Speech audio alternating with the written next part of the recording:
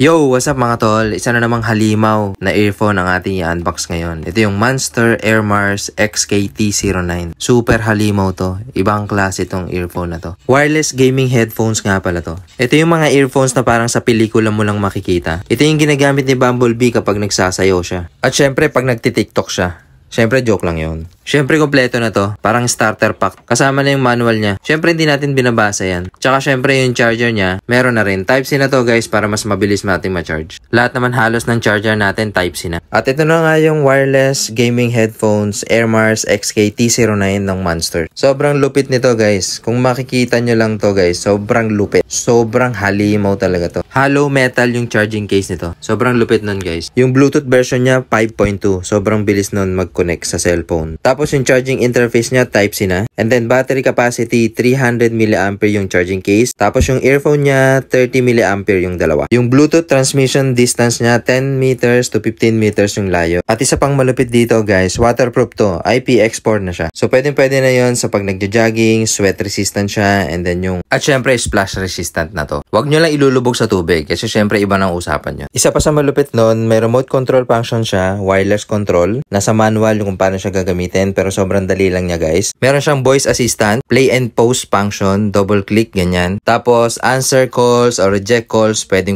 rin siya. May music mode tsaka game mode. Nga siya tinawag na wireless gaming headphones kasi malupit yung pang gaming. 65 milliseconds, no latency guys, no latency. Check natin yung metal casing niya, super lupit niyan guys. Tingnan nyo. Sa mga may trip nito, Yellow Basket guys, salamat. Mabuhay kayo hanggat gusto nyo.